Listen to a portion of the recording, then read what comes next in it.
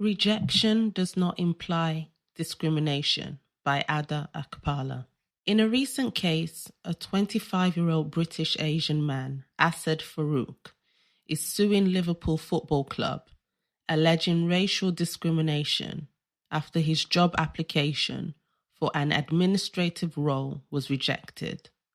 Farooq, who holds a degree in stadium and event management and boasts previous experience with Tottenham Hotspur and the Qatar World Cup, did not receive an interview for the position he applied for in November last year. In today's diversity-focused climate, rejection often hastily gets attributed to race or background.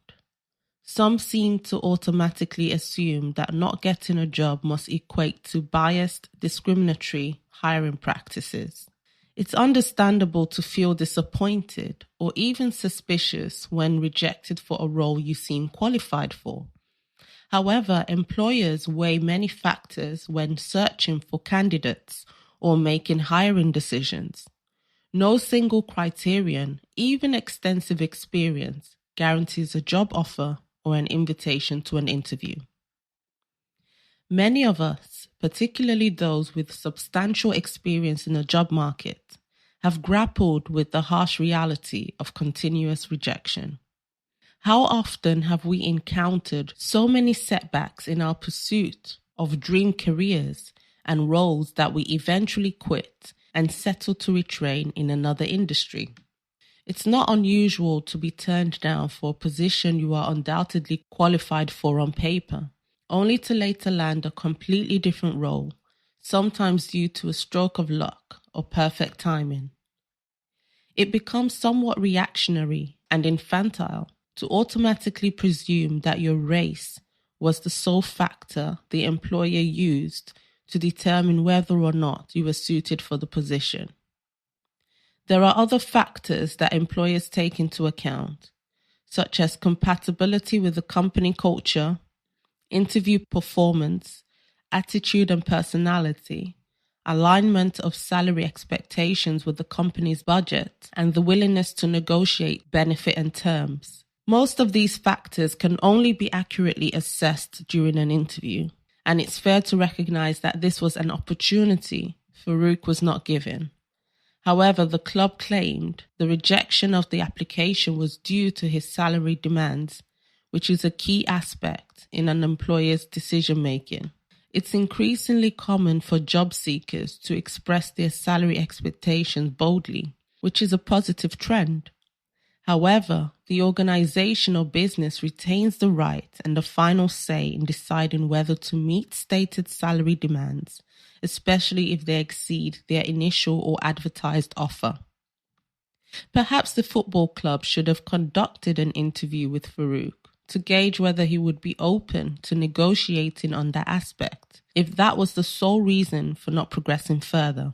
Yet in our culture of entitlement and privilege politics, it's easy to forget that the world, in fact, owes us nothing.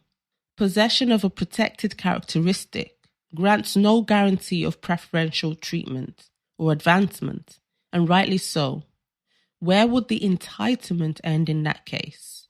Suppose Farooq received an interview but was still passed over for someone else, even if he was the more qualified candidate. Would he still argue that he faced discrimination based on his racial identity? The likelihood is high, and following Robin DiAngelo's logic, he would have substantial grounds for his claim. Racism, as she posits, isn't a matter of whether it occurred, but how it occurred. And in this instance, being rejected as a non-white individual leads to the natural conclusion: racism. Unequivocal, systemic, institutionalized, deliberate racism. Many people are well aware of the current DEI culture and the eagerness of companies to appear diverse and inclusive. Armed with this awareness, they may tactfully use their understanding to gain an upper hand, taking advantage of their skin color to manipulate processes and outcomes. If someone automatically claims racism without substantial proof beyond mere rejection, it suggests a deliberate and calculated attempt to exploit the situation for their own personal gain. Seeing racism in every setback for people of color says more about our own limited perspectives than institutional biases. Moreover, it once again denies the personal agency and resilience of so-called minorities. The co-founder and CEO of Canva, Melanie Perkins, reportedly faced over 100 rejections from Silicon Valley investors before securing a yes for her company's investment. Some might attribute this to mere bad luck or an inherent part of the entrepreneurial journey. But how would they label it if she were a Black woman? Mere rejection, adversity, or unfavorable outcomes should no longer be considered conclusive evidence of racism.